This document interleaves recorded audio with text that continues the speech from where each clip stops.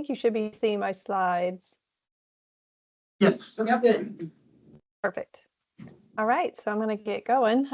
It's good to be with you guys this afternoon. And yeah, I think I've left plenty of time at the end for some questions and conversation. And I can't see you because I just see my presentation. So if you want to stop me, just holler and I'll be happy to stop. But I was asked to give you an overview of the Oregon Geographic Information Council, and we call it OGIC for short.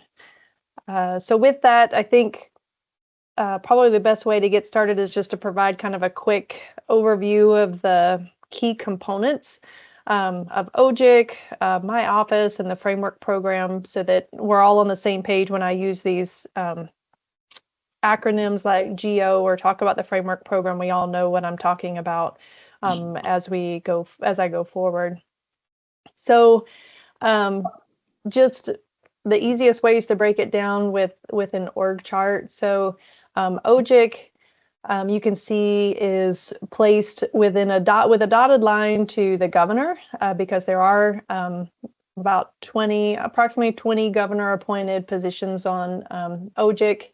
OGIC is also supported by Enterprise Information Services, and we're all we are supported and held within the state chief information officer's office. But OGIC, in a nutshell, has been established in statute, and it is, as this slide says, the lead entity responsible for overseeing essentially the strategic development and governance of geospatial framework data. And so I'm going to talk about what it means to be a geospatial framework data set and talk about our framework program, because our statute defined that. And so it's important to kind of know what these terms mean. GEO is the Geospatial Enterprise Operations. That's essentially my office. That is the geospatial arm of the Office of Data Governance and Transparency. So I oversee GEO, and we really support the framework program and enterprise GIS at the state of Oregon. So we administer the Esri EA, for example, for all of the executive branch agencies, do lots of data publishing, imagery services, stuff like that for the state of Oregon. And then the GIO is the Geographic Information Officer, and that is my position. And I am also a position that's in statute. And I am also an OGIC member and council administrator. And by statute, I'm charged with doing lots of coordination with all the different levels of government that are working with GIS and geospatial framework data within the state. So the Oregon's framework program has actually been around for quite a while. It's been around since 2000, and it really is our governance program for geospatial data sets. So it consists of the technology, policies, our processes, creating data standards, and the people that are necessary to promote geospatial data management and sharing throughout Oregon. In 2017, the Oregon legislature formally recognized the growing need to improve geospatial data sharing and governance. And so it did pass laws that strengthen the way that Oregon government organizations manage and share geospatial data. And it is this law that tasked OGIC with overseeing the framework program and including the development, implementation, and review of policies and practices and standards. The framework program organizes data into themes, and these themes essentially define a collection of multiple data sets that are organized on a common topic. So, for example, the transportation theme includes individual data sets like road center lines, railroads, bridges, culverts, etc. And we began our program using the nationally recognized themes, and then for about the first 10 years of the program, Oregon expanded its themes to reflect the priorities and how we were organizing and working on data at that time. And so we've had 16 framework themes for quite a while. I don't really see these changing really all that much. We've talked about some tweaks to them, and we've made some like name changes, small name changes recently, but that's about the extent of it. So we use these themes to help us manage the framework data sets. There's about 150 identified framework data sets at this point. And those data sets are considered, well, I'll go to my next slide. They are considered to be the most critical and authoritative data sets that are needed for government operations. So as you and I know, there's a lot of GIS data that's out there that's created by your organizations. We have more data than we could possibly try to keep up with, right? So in an effort to prioritize data sets for funding and development and maintenance, this definition for geospatial framework data came into being, and it is meant to kind of sequester the cream of the crop data sets. It doesn't mean that there's not other important data sets. It's just a way to try to prioritize, because if we tried to do everything, we would never move the needle on the dial. We already feel challenged by that. So the primary pieces are that the data sets are considered authoritative, which there's a whole definition about what it means to be authoritative, but it's essentially a subject matter expert has created it. So for example, the Department of Geology and Mineral Industries is the agency that creates our geoscience and hazard data sets for the state. Oregon Department of Fish and Wildlife, they're going to create wildlife habitat data sets for the state, right? It's not going to be ODOT creating habitat data sets that are considered authoritative. So it's recognizing that there's subject matter expertise in the state. There's also some legislative mandates on who should create or who's being mandated to create specific data sets that exist in today's landscape.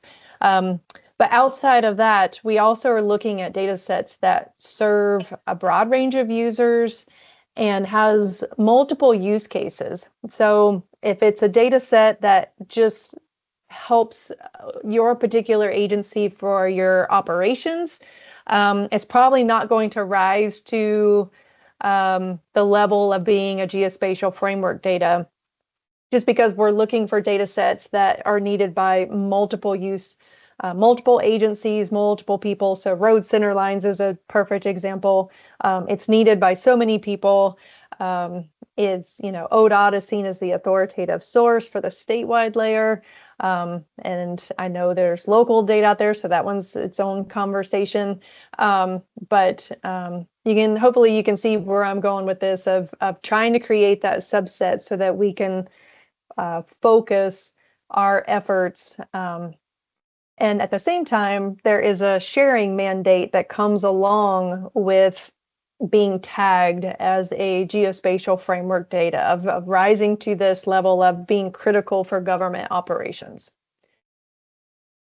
So with that kind of lays the kind of foundation of everything I'm going to talk about from here forward. So what are we doing, and what's our vision, and what are we doing? So you all probably can really embrace the idea that successful government decisions rely on, or they depend on, reliable, accurate, and timely information. So we can have decisions that are based on best available data, but that data, even though it's the best available, could still be poor, or it could have holes in it, have great uncertainty. There's a variety of things. And so we're challenged with that. So OGIC's vision is for authoritative and reliable geospatial data to be available for government services across the entire state of Oregon. So not only can government services be provided to all of its citizens and residents of Oregon across the state, but that there's also authoritative data that is covering the extent of Oregon. We don't have big gaps. It's not just Western Oregon that has really rich data, that Eastern Oregon also has the data that it needs to do its government provision of services. So OGIC really relies on the framework program to provide the data governance needed to support the creation and maintenance of these authoritative data sets. OGIC is charged with creating a 4-year strategic plan.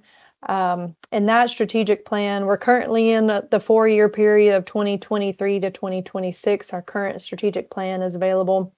And it's really focused on the framework program to advance the vision of OGIC. Not too long after we did the latest update of the strategic plan, OGIC did a customer engagement survey and got a lot of feedback from the GIS community. And since then, OGIC as a council has decided that it really could benefit from its own work plans that were focused specifically on OGIC member activities that should be occurring in parallel to the framework program activities, essentially acknowledging that the council itself has work that it should be doing.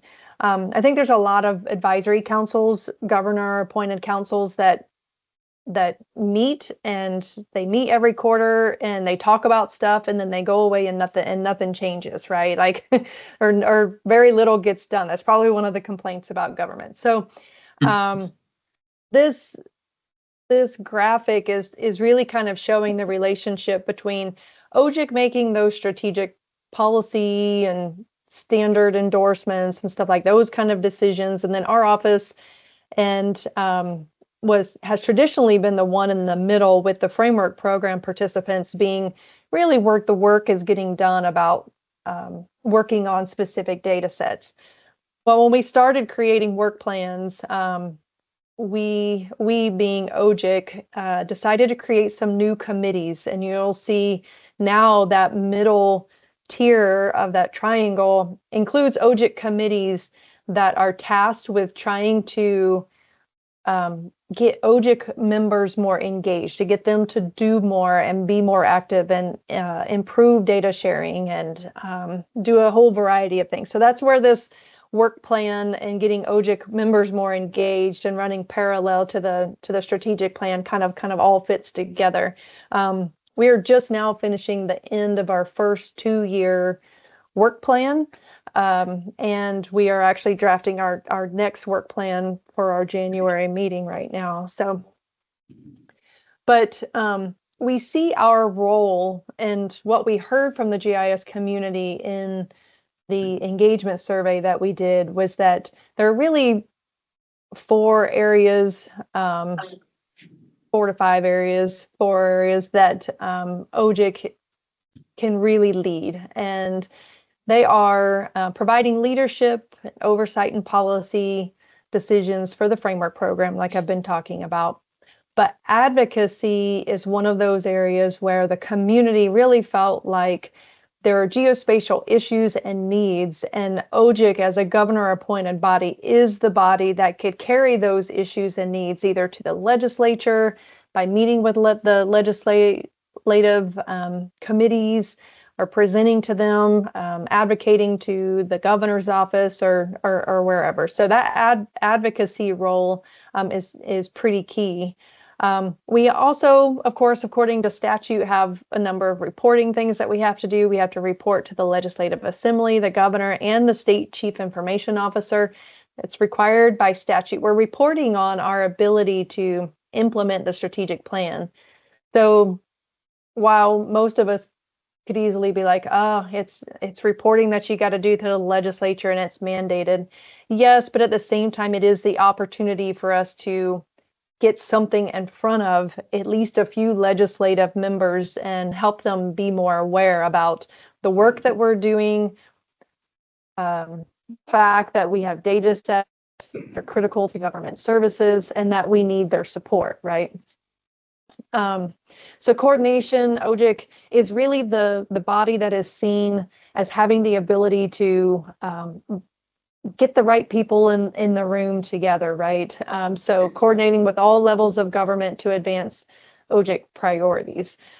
So those are where the areas where OGIC is focused in addition to the work that's being done by the framework program. So to talk about this biennium and what we've been working on with our 2-year work plan, those committees that I talked about, we set up 3 new committees in order to advance the work that we're doing. So the first committee I'll talk about is the data sharing committee. It's data sharing and governance. And so this biennium, we've been really trying to really implement that ORS 276A 509. We call it the data sharing mandate for short. But that is essentially the statute that requires public bodies to share geospatial framework data. And so you may ask, well, how would a public body know that they are the custodian of an official geospatial framework data set that OGIC has officially endorsed, right? Like trying to align up implementing statute. So part of that is that consultation is supposed to occur between OGIC and the public bodies. So while this statute has been around since 2019, OGIC hasn't really formally taken action to really move the needle on the dial to the data sharing. So we would like to be able to go to the legislature and say, we've identified these 150 data sets that are critical for government services, and this is the status of them. We know who the data stewards are. We're trying to support them. And if there's needs, try to bring those needs forward to the legislature when we report out.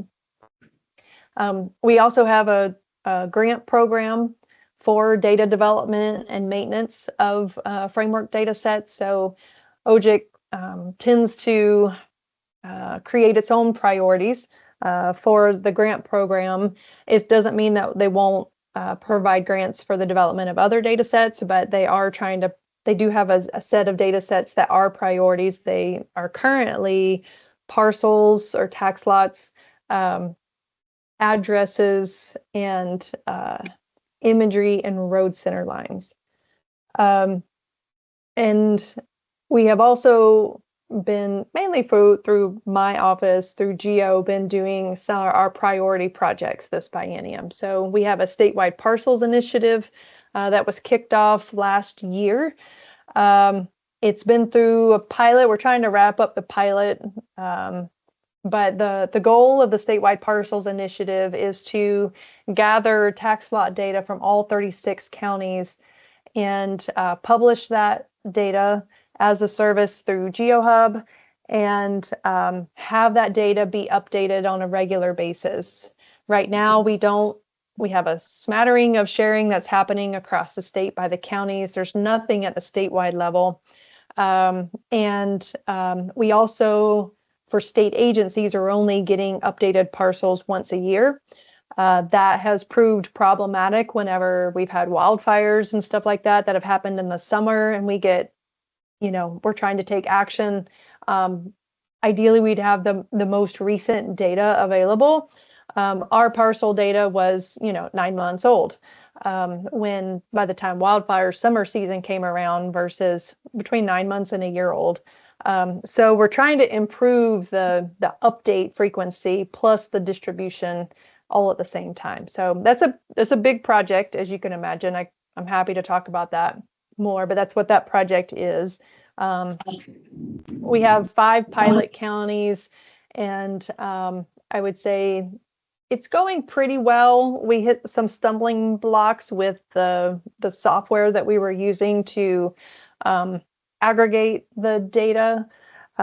So we're about to finally start publishing data, but it did delay it. But that's what pilot projects are for, is to figure everything out. Our other project, priority project, is imagery. We are collecting statewide imagery, ortho imagery for 2024. In fact, our vendor has been collecting all summer. We have all the acquisition is complete, and we are currently in the QC. They're processing, and we're checking the imagery right now. So statewide imagery is a priority for OGIC.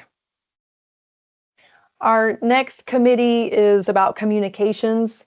What we learned through the engagement was that pretty much nobody knows who OGIC is, or what our role is, or what we're supposed to be doing, or what we do. So that the engagement survey from the community was very telling for the committee, or for the council as a whole. So we've been really working on our communications. We did create a new hub site for OGIC. We've been participating at some GIS conferences, so you might have seen an OGIC booth at GIS in Action or at the Northwest GIS Conference. We're creating new materials for outreach, and those materials will also help us with our third committee, which is legislative coordination. So we have a legislative coordination committee that is, it's very active during legislative sessions. I feel like we're really still getting our feet with this committee. I think with this next long session, we'll probably do better than we have done in any of the previous sessions, but we're essentially tracking bills that have anything related to mapping or data or web apps or anything like that. OGIC will provide written testimony or public comment if we feel like OGIC should take a position. If you're a state agency, you know that state agencies typically cannot take positions on bills or anything like that. OGIC does have the approval to take positions and to provide public comment and testimony on bills. So that is a real pivotal and key piece where many folks believe and feel like, particularly state agencies, feel like they don't have a voice to advocate for GIS positions or funding for data projects or anything like that. And OGIC is really that body that can provide at least a face and some comment to bills that are in the session that help or hurt our community and what we're trying to do. And so the goal of this committee is to take the materials that are being developed and have been developed with the communications committee, and then meet with legislators, let them know about either funding packages or stuff that we know about that's moving through, or if we have our own policy option package or legislative concept that's in the session, we want to advocate for that. So that's what that committee is about and what they're supposed to be doing. Like I said, I think this next session will probably be the one where we are more organized, and like we tracked bills last year and the year before, and I think we were still kind of working out some of our processes and getting approvals from EIS to submit testimony and what forms can we do that. So we're still government, so we still have to like work within all of the lines, make sure we don't cross any lines. So anyway, that's legislative coordination, kind of in a nutshell, probably much longer than I need to talk about it. So where can we collaborate? OGIC and the OMSC. I gave this some thought yesterday. I was sitting here pondering it and thinking about it. I've never met with this group before, so I was looking all over your website and reading all of your pages and what you have out there. The easy ones that I could come to, and this is the graphic from the framework program, because obviously I've talked a lot about framework data and the framework program and what OGIC is doing. So I think we do have some shared values and things where we have commonalities between our council and the OMSC. So collaboration. It was very clear to me that you all value collaboration, the coming together of subject matter experts, and bringing the right people and helping them get in the room to either work on tools, make sure you're doing vetting methodologies, stuff like that. So I think collaboration is one of those key shared values. Authoritative data and data custodians, I feel like is another area where you could probably help us make sure that we are pointing to authoritative data sources. And we're still going through our list of data sets and trying to make sure that we have the correct data custodians and points of contacts. If we're distributing data or pointing to data in GeoHub, we want to make sure that we are pointing to the best available data. And if you're a subject matter expert in land use, economy, transportation, wherever it is you're working, those are all areas where you could plug into the framework program, or you could, when things go out for public comment, like data standards, the framework program gives us the processes to create data standards, vet those standards. Our stewardship plans talk about methodologies. So I think that there's collaboration there and where you can help. So I would say participate in the framework program. I provided the URL on the screen.